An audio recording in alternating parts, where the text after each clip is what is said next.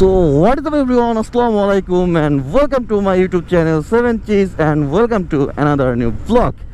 আর আশা করি সবাই ভালো আছেন আর হ্যাঁ আপনাদের দোয়ায় আলহামদুলিল্লাহ আমিও ভালো আছি।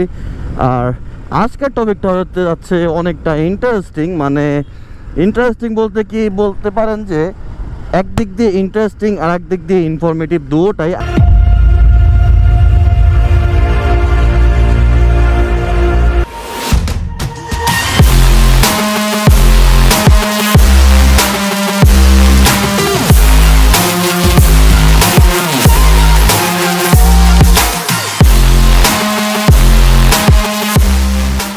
কন্টেন্টে আপনারা দুটোটাই ফিল পাবেন, মানে কথা বেশি না বাড়াই, কথা বলা শুরু করে দিয়ে আজকের কন্টেন্টটা হচ্ছে যে আপনারা পুরনো বাইক কিনতে গেলে আমরা কোন কোন জিনিসগুলো সব থেকে বেশি চেক আউট করবো। পুরনো বাইক হোক, বাইক সেকেন্ড হ্যান্ড হোক বা নতুন হোক, নতুন একটা বাইক বা পুরনো একটা বাইক চুজ করতে গেলে আমাদের কোন বিষয়গুলো আমাদের সব থেকে বেশি দেখা লাগবে, কোনটা সব থেকে বেশি চেক আউট করা লাগবে, আজকের ভ্লগটা এই সব টপিকের উপরেই। তো একটা বাইকে কিনতে গেলে অনেকগুলো ক্রাইটেরিয়া আছে। ক্রাইটেরিয়া হলো যে আপনার নিডস বা আপনার দরকার, এই জিনিসগুলোকে আপনি ক্রাইটেরিয়া বলতে পারেন। তো প্রথম ক্রাইটেরিয়া হলো যে আপনার বাইকের পারফরমেন্স ভালো হতে হবে, সেকেন্ড হলো ভালো একটা স্পিড থাকা লাগবে, থার্ড ভালো একটা মাইলেজ, ফোর্থ ব্রেকিং সিস্টেমটা ভালো থাকা লাগবে, ফিফথ ইঞ্জিন সাউন্ডটা ভালো থাকা লাগবে, সিক্সথ আপনার বাইকটা অনেক দিন লং লাস্টিং হওয়া লাগবে বা অনেক দিন ধরে আপনার রিলায়েবল হওয়া লাগবে, যাতে অনেক ভালো একটা পারফর্ম করে, লং টাইম পারফরমেন্স দেয়, লং টার্ম পারফরমেন্স দেয় এমন একটা বাইক আপনার লাগবে আর কি। তো এই সব কিছু একটা বাইকের দিকে যদি খুঁজতে যেতে হয় তাইলে মনে করেন যে বিষয়গুলো অনেক টাফ হয়ে যায়। তাইলে আমরা যদি বলি যে এখান থেকে কোন জিনিসগুলো সরালে আমাদের হয় আর কি, তো দুই তিনটা জিনিস তো অবশ্যই আছে। প্রথম এই যে আমি বললাম ইঞ্জিন নোট বা ইঞ্জিন সাউন্ড, এইটা একটু সাইড করেন। এটা সাইড করে দিলে হবে কি, আপনার বাইক কিনতে গেলে একটু প্লাস পয়েন্ট হবে। কারণ আপনি একটা জিনিস সবসময় মনে রাখবেন, আপনি যেই বাইকটা ভালো পারফরমেন্স পাবেন সেই বাইকটায় ভালো ইঞ্জিন সাউন্ড নাও পাইতে পারেন, যেটা মাইলেজ ভালো ওটা সাউন্ড খারাপও হইতে পারে। তো এইসব কিছুর জন্য ইঞ্জিন নোটটা সাইড করে দিলাম। এখন সেকেন্ড অপশনে আসি আমরা। সেকেন্ড অপশনটা হচ্ছে হলো ভালো লুকস। বাইকে যত বেশি মনে করেন যে লুক, নিউ জেনারেশনের লুক আসবে বাইকে, তত বেশি আপনি মনে করবেন যে আপনার বাইকটা একটু হালকা হয়ে যাচ্ছে, আর তত বেশি একটু আপনার বাইকের কিটসগুলা দুর্বল। তো একটু একেবারে নিউ জেনারেশন লুক না নিয়ে একটু ওল্ড জেনারেশন নেওয়াও ভালো, যদি বাইকের পার্টসগুলো ভালো হয়, এটা আর কি। ওভারঅল বডি কিট যদি ভালো হয় আর কি। তো নতুন বাইক কেনার ক্ষেত্রে যে 5-6-7টা ক্রাইটেরিয়া আছে, তার মধ্যে 2-3টা আমরা ইজিলি সরাই নিতে পারবো। আমাদের সবসময় একটা জিনিস মনে রাখবেন, আপনি যেগুলো দেখে বাইকটা কিনবেন অবশ্যই বাইকের পারফরমেন্স দেখবেন। আর হ্যাঁ, টপ এন্ড একটা জিনিস যেটা বর্তমান জেনারেশনের সব পোলাপান চায় যে আমার টপ এন্ড হওয়া লাগবে 150-140 এরকম টপ এন্ড হওয়া লাগবে। বাট আমার মতে 150 সিসি সেগমেন্টের একটা বাইকে টপ এন্ড যদি 130 বা 129, 25, 26 এরকমও থাকে তাহলে ওইটা ভালো। কজ ওভার স্পিড আপনার জন্য, আপনার জীবনের জন্য রিস্ক। খালি ওভার স্পিডিং করে আমি জীবনের রিস্ক কেন নেব? দরকার নাই, তাই না? আমি জীবনের রিস্ক নেব না, আমি একটু কম স্পিডে চালাবো, কিন্তু আমার একটা ভালো পারফরমেন্স লাগবে। আপনি ওভার স্পিডটা একটু ইগনোর করে যদি ইনিশিয়েন্সটা আগায় নেন তাহলে আরও বেশি বেটার হবে আমার অপিনিয়ন অনুযায়ী। তো একটা বাইক কিনতে গেলে অবশ্যই আমরা খেয়াল রাখবো আপনার বাইকের পারফরমেন্স, বাইকের রিলায়েবিলিটি, বাইকের ডিউরেবিলিটি, তারপরে বাইকের মাইলেজ, আর হলো বাইকের ইনিশিয়েন্সটা। যদি এই সব কিছু যদি পারফেক্টলি থাকে, আর হ্যাঁ লুকস একেবারে আপডেটও দরকার নাই, একেবারে লোয়েস্ট লুকও দরকার নাই। তো একটা জেনারেশনের গ্যাপ বা হাফ জেনারেশনের গ্যাপের লুক হলেই ভালো। কজ একটা জিনিস খেয়াল করে দেখবেন, বর্তমান যেসব এই 2024 সালে যেগুলো বাইকের নিউ জেন লুকগুলো দিছে, মোস্ট অফ দ্য বাইকেরই লুক ডেভেলপ করার জন্য বডি কিটস পার্টসগুলো অনেক দুর্বল করে ফেলাইছে। মানে ট্রাস্টেড ব্র্যান্ডগুলো বাদে যেগুলো লো লেভেল ব্র্যান্ডগুলো আছে, ওই ব্র্যান্ডগুলো আর কি। ট্রাস্টেড ব্র্যান্ডগুলো কখনো যতই ভালো লুক করুক সেগুলো মনে করেন যে কখনো ওই যে লো কোয়ালিটি করে না বা দুর্বল করে না। কিন্তু যেগুলো আপনার লো লেভেল ব্র্যান্ড আছে ওইগুলো করে একটু বেটার লুক আনতে যাইয়া ওরা করে কি বডি কিটস পার্টস এইগুলো মনে করেন যে একেবারে নষ্ট করে ফেলায়। এইগুলো একটু সাবধান থাকবেন বাইক কেনার আগে।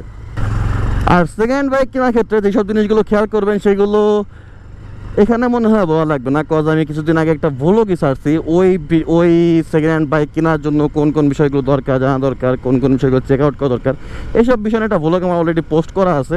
তো এই ভ্লগে খালি এই দুইটা নিয়ে একটু গুজামিল না বোধ হয়। আমি অবশ্যই ডিসক্রিপশনে ওই ভ্লগটার লিঙ্ক আমি এখানে ডিসক্রিপশনে দিয়ে দেবো, তো যাতে আপনাদের খুঁজে নিতে একটু সুবিধা হয়।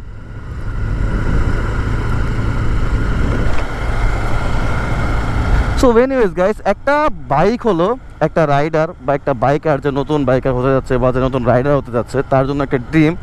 তো সবসময় একটা জিনিস মনে রাখবেন, আমরা যখন একটা বাইক নিব, তো একটা জিনিস হলো সবার জন্য একটা নোট আর কি। এটা আমার তরফের থেকে, যদি কেউ আমাকে ভালোবাসে থাকেন, তো আমার তরফ থেকে আপনাদের জন্য নোট, যে একটা বাইক কখনো কেনার জন্য ফ্যামিলিকে প্রেশারাইজ করবেন না, ফার্স্ট অফ অল। সেকেন্ড জিনিসটা হচ্ছে একটা বাইক কখনো কেনার পরে ওই মেন্টালিটি রাখবেন না যে আমার আগে কেউ চলে গেল বা আমার পিছে চলে গেল, আমার রেস করা লাগবে। কজ আপনার জীবনটা আপনার বাইকের চেয়ে বেশি, আর আপনার ফ্যামিলির কাছে আপনি অনেক দামি, আপনার বাইক দামি না। আর সবসময় মনে রাখবেন যে আমার দরকার নাই, যদি পারেন বর্তমান যেগুলো বাইকগুলো আছে, যেগুলোর টপ এন্ড অত বেশি ভালো না, ইনিশিয়েন্স মোটামুটি, পারফরমেন্স সব দিকে পারফেক্ট, এইসব বাইকগুলো কিনবেন যেগুলো ব্রেকিংও ভালো। সাপোজ বর্তমান যে বাইকগুলো আছে আপনার জিক্সার FI-ABS-টা আছে, আপনি যদি নন ABS চালায় যদি অভ্যস্ত হন, তাহলে আপনি নন ABS নিতেও পারেন। জিক্সার আছে, আপনার FZ ভার্সন 2 আছে FI নন ABS, FZ ভার্সন 3 আছে, তারপরে আপনার বলতে পারেন যে পালসার এটা, তারপরে আপনার হোন্ডার আছে X-Blade, হর্নেট। আপনি এই সকল বাইকগুলো নিতে পারেন, কজ এই সকল বাইকগুলো হবে কি, আপনার আর যা হোক আর না হোক আপনার ওই আজাইরা তাং আপনার মাথায় ভিতরে আসবে না। কারণ অন্য বাইকগুলো কিনলে আপনার মাথায় অবশ্যই শয়তানি আসবে যে আমি এই টান দিব, আমি ওই টান দিব, আমি এই উড়াধরা টান দিয়ে শুরু করব, একে খেয়ে দিলাম, ওকে খেয়ে দিলাম। কিন্তু আমার কথা হলো এইসব জিনিসগুলোর কোনো দরকার নাই। কজ যখন একটা বাইক কিনতেছেন, তো বাইকটা অবশ্যই লং টার্ম ইউজ করবেন, বাইকটা নিয়ে অনেক স্বপ্ন থাকবে আপনার, বাইকটা অনেক দিন চালানোর চেষ্টা করবেন। তো যদি ফাতরামি বা ওই টানাটানি করতে হয়, তাইলে হবে কি, দেখবেন যে মাঝপথে হয়তো আপনি নেই, নয়তো আপনার বাইক নাই।